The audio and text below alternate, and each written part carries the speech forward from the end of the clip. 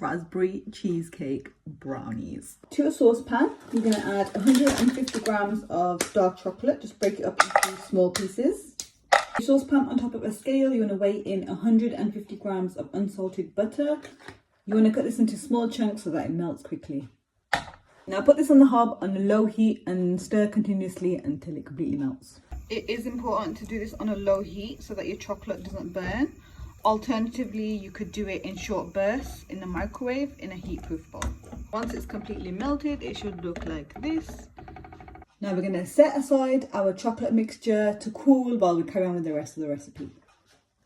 I have an 8-inch square tin, which I'm going to line with some baking paper, just like so. Set that aside. Preheat your oven, 160 fan, 180 if you don't have a fan, and gas mark 4.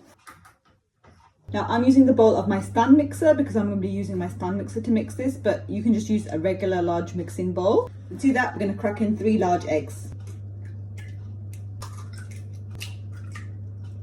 Then we're going to weigh in 175 grams of soft brown sugar. So we're just going to whisk this on a medium speed until it becomes really pale and fluffy and really thick, like a milkshake. And I'll show you what that looks like. Now, if you don't have one of these, don't worry, you can just use a regular electric hand mixer.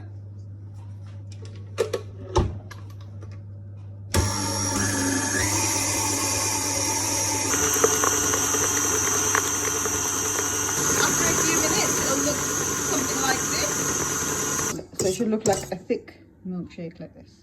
So once your eggs are nice and frothy, you want to go ahead and add in your cooled chocolate and butter mixture.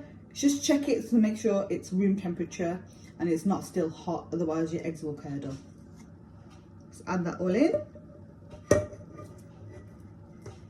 Now I'm going to mix this on a low speed on like number 1 until it literally just changes color, so it just combines. We don't want to lose all that air that we spent ages beating into there, so very gently. Again, with a mixer, you can do this with a hand mixer as well, at like a low speed, or you can just do it by hand as well, like with a spatula, and just fold it in.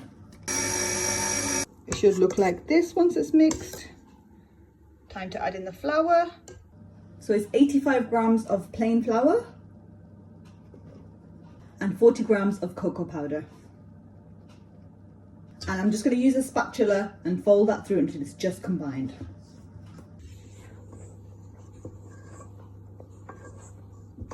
As you can see, it's mostly combined. I've got a little bit of flour left in there, but I'm going to leave it as it is so I don't over mix it, and we're going to add in the raspberries at this point. So I've got 100 grams of fresh raspberries, which I've washed and dried and cut in half. We're just going to coat them with a little bit of flour, about half a tablespoon, just so that they just don't sink right to the bottom of our brownie batter. So we're going to add the raspberries straight into our brownie mix and then fold them through until they're equally distributed. Just a few folds will do the job. That's ready to go into our baking dish.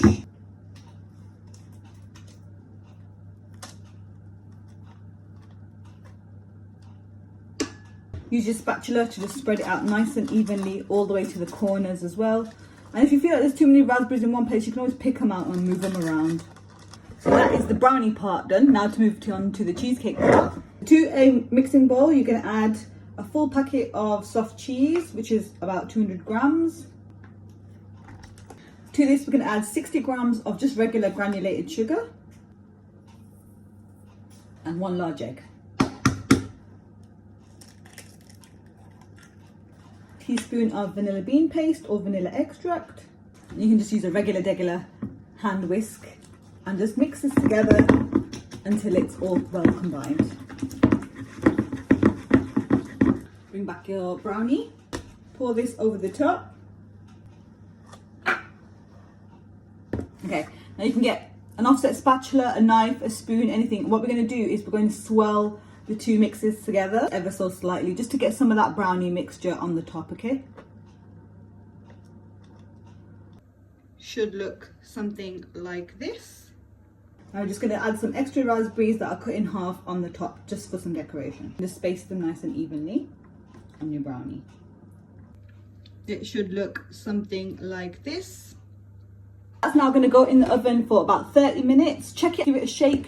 If it's too wobbly in the middle, then leave it for an extra 5 minutes. But if it's just slightly wobbly, then take it out and leave it to cool at that point.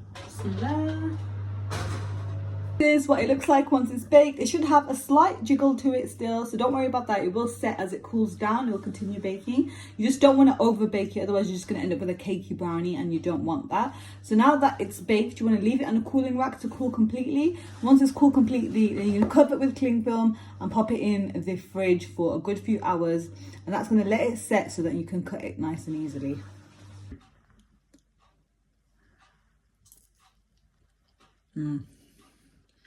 So good.